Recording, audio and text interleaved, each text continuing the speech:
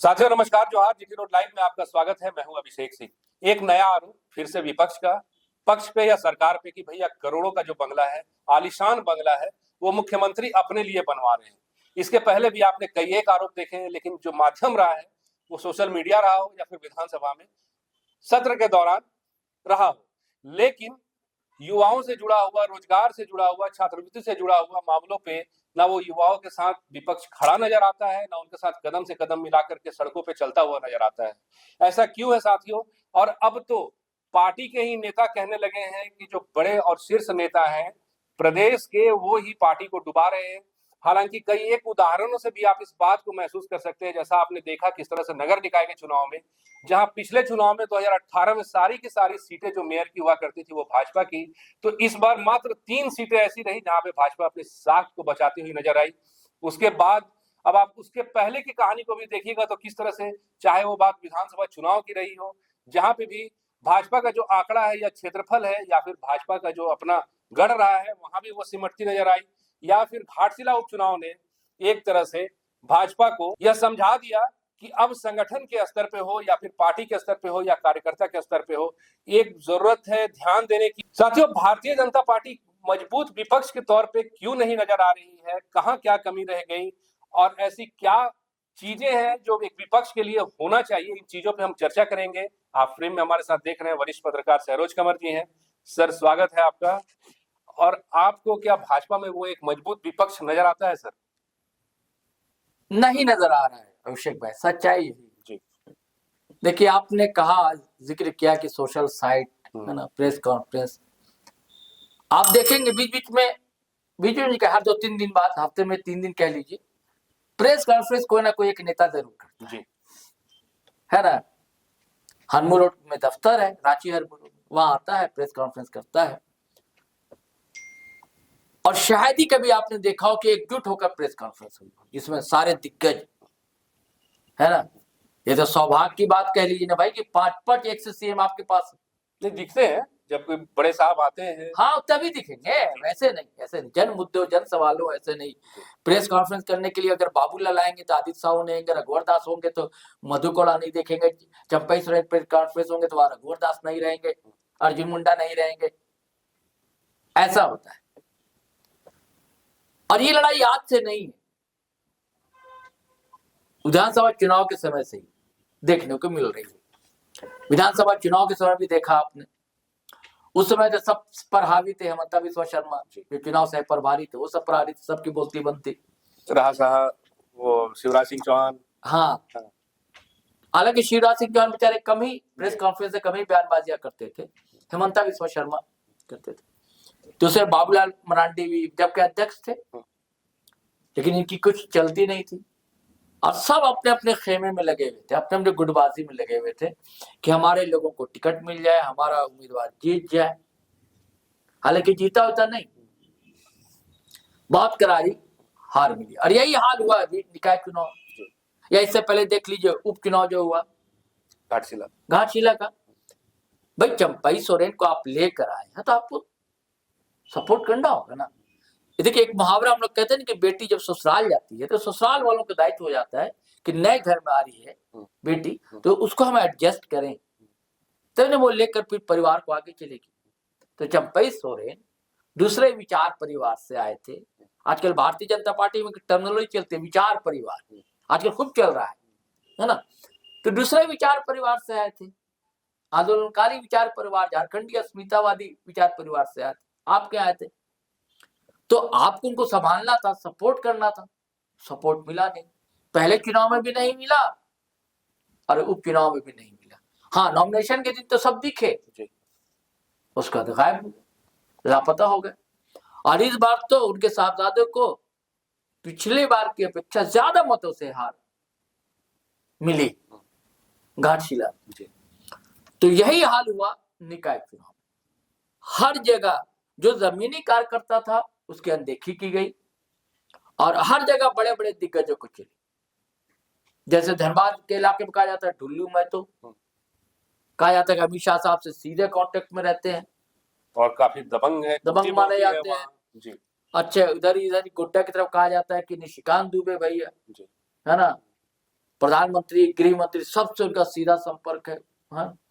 और अगर वहां के लोगों से आप बात कीजिएगा तो कहते हैं लोग कि भैया विधायक लोग कि हम ही लोग को हराने में लगे रहते हैं, निशिकांत दुबे।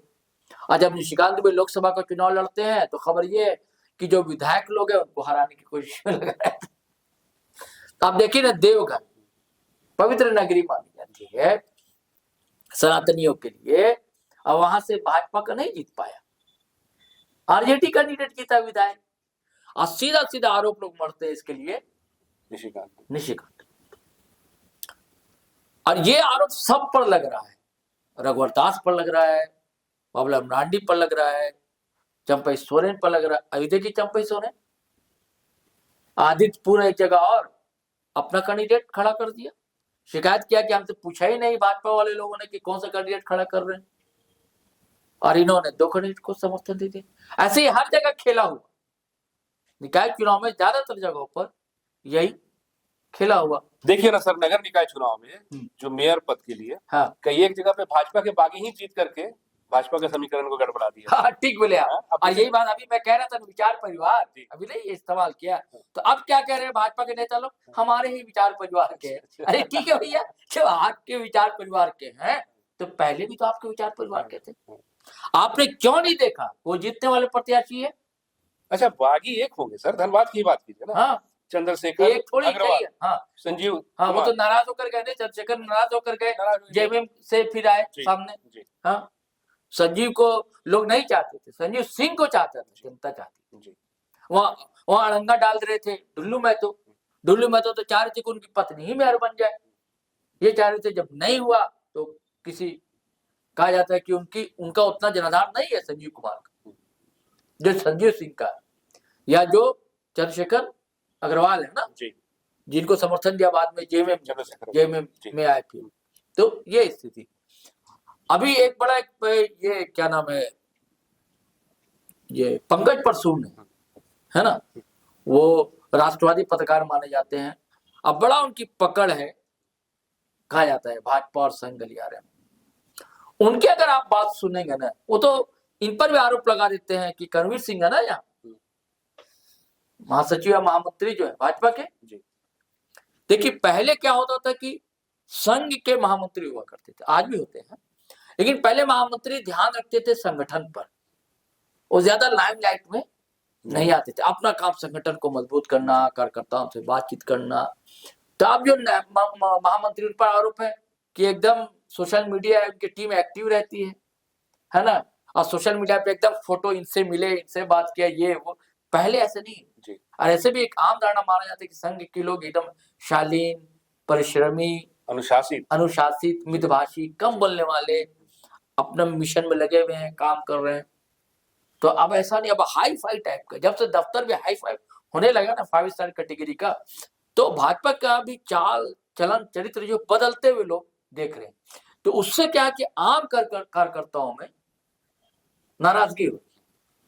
एक और शिकायत है, कहा जाता है कि इनको बनाया गया अध्यक्ष, भाई कुछ करेंगे आदित्य साहू, लेकिन अब शिकायत ये मिल रही है कि भैया संगठन का विस्तार नहीं कर रहे हैं।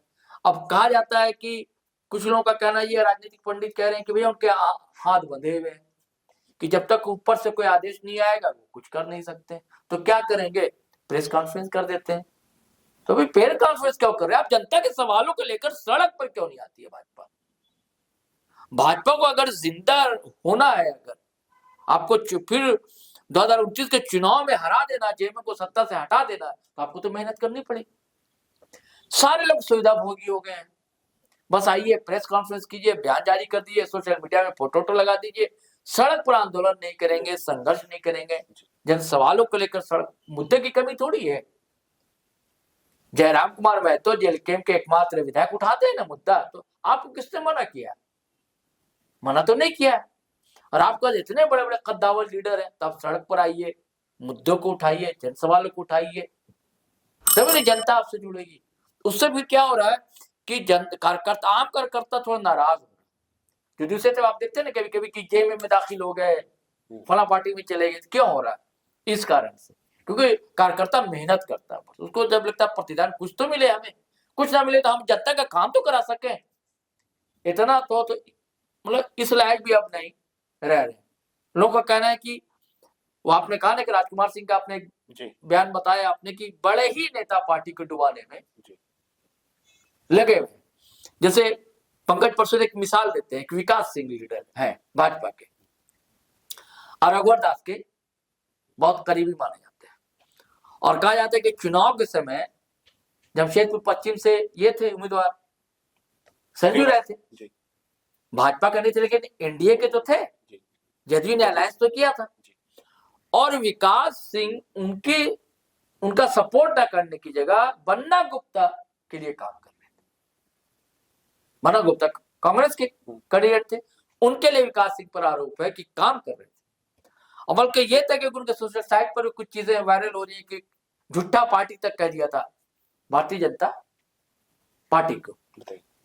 और अभी होली मिलन समारोह में विकास सिंह रघुवर दास के सामने दिखे, फोटो है सोशल मीडिया पे, उनकी जो बहू है पूर्णिमा दास साहू है ना, उनके साथ दिखे, रघुवर दास के साथ दिखे, रंग गुलाल अबीर लगाते हुए विकास सिंह। तो ये तो भेद खुल रहा है ना भैया कि जो आदमी आपका है वो एनडीए कैंडिडेट के खिलाफ कार्य कर रहा था। तो एक की तो तस्वीर सामने आ गई अभिषेक भाई, ऐसी कई तस्वीरें हैं जो सामने नहीं आ पा रही जी। तो आपने बिल्कुल सही कहा था कि एक सशक्त विपक्ष का मजबूत होना लोकतंत्र के लिए, लोकतांत्रिक समाज के लिए बहुत जरूरी है कि नहीं। तो क्योंकि वो अंकुश लगाते हैं, विपक्ष जो लगाम लगाता है, यही काम पत्रकारिता का भी होता है।